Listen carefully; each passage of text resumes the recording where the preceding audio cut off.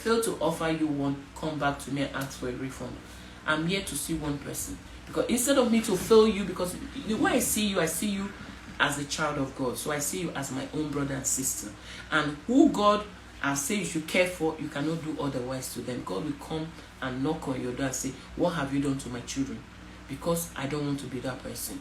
Alright? So thank you so much and God bless you. Bye bye. So it's on Eventbrite, as I said. It's how to turn pain to profit.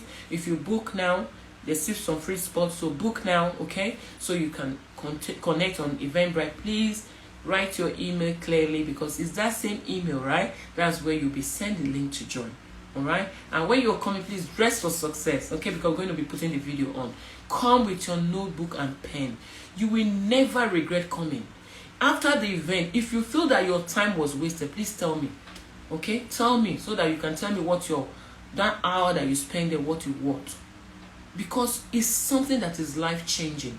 It's priceless. If I was to quantify how much this event will cost, the time and everything you're going to be gaining from it, and if you can implement it in your life, is worth £500 or more.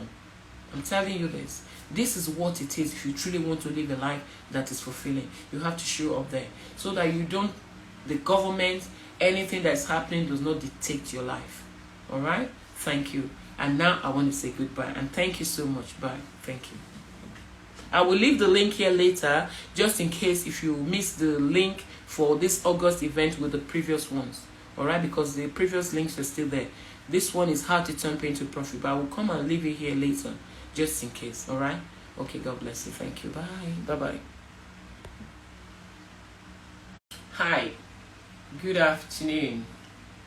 I'm Kate from London. I hope you're well. This is just a quick one.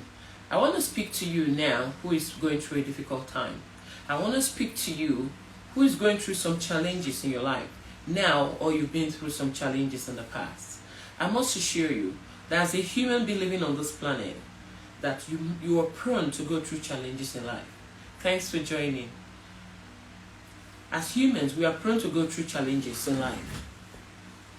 Even God himself, I've never promised anyone on this planet that you don't go through challenges. What he has promised you and I is that when you're going through it, he's going to be with you, and he's going to go through with you for you to triumph. So as human being on this planet Earth going through some tough time, or you've been some challenges in the past, and when you reflect on these challenges, it keeps you down. It makes you to feel disappointed.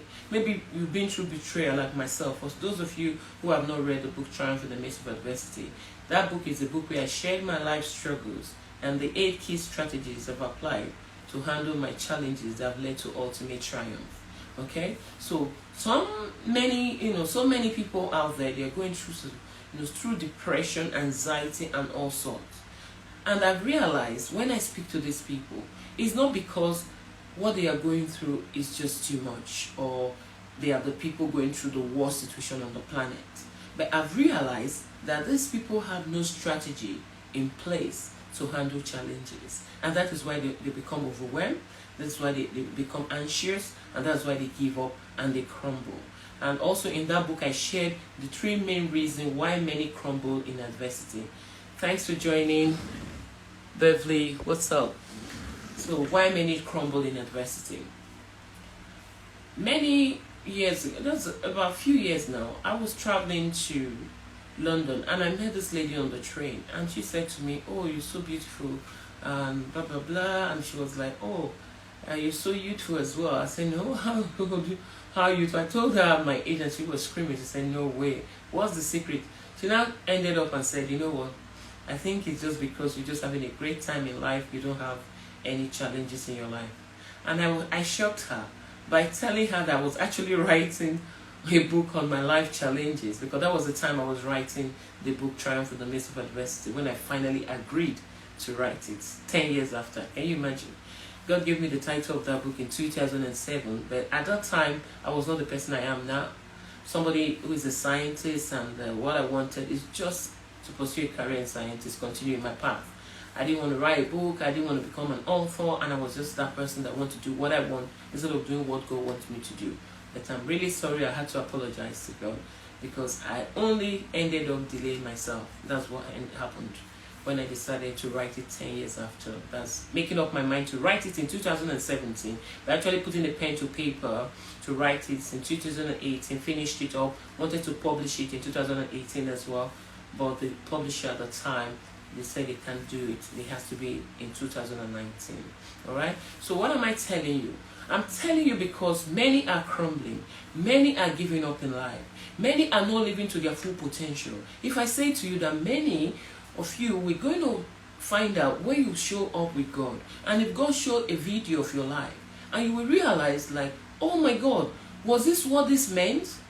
You will be telling God that, please, can you go back? And oftentimes you cannot come back here. All right. So there are places you cross that you can't get back. And how do I know?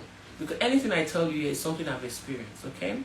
Why I'm telling you this was because there was a time I contacted my head of department in the university, my first BSc in Nigeria, and he wasn't picking the call, and someone picked it and said I can't speak to him, and I was wondering why. He said he was not well. I said, oh, really? He's unwell? Okay, what's happening? He said he can't speak. Oh dear, can I speak to the wife? He said yes, and I spoke to the wife. The wife was in tears. I was praying with her. She was crying. She was telling me how the guy had prostate cancer. They did the surgery. Just in case you're not aware, Nigerians don't have many surgeons. They have butchers there. That's why we need people, real surgeons, to go to Nigeria to train people how to operate, on human beings. Because I've known more than 20 people since I've been here that their family member or their parent died after a surgical operation. Okay, we have very good doctors there, but when it comes to surgery, I think we are lacking behind. So she said that to me, and I prayed with her, and as I dropped that phone, God said to me, he said to me, why don't you pray that I accept his soul? Oh my goodness, I was like, oh, can I be praying with the wife for God to accept the soul of someone? He told me he's in coma, so I just prayed for him to be well. But I spoke to this woman, I called her 2 days later, and she told me the husband passed on the next day after I spoke to her, and I'm like, what?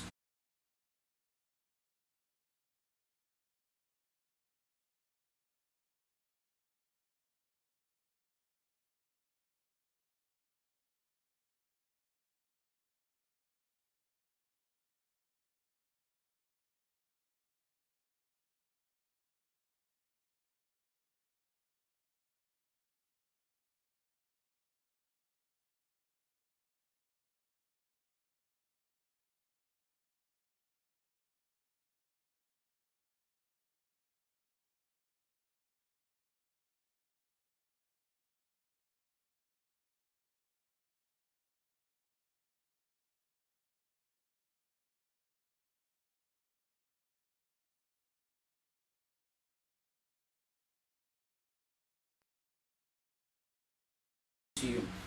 So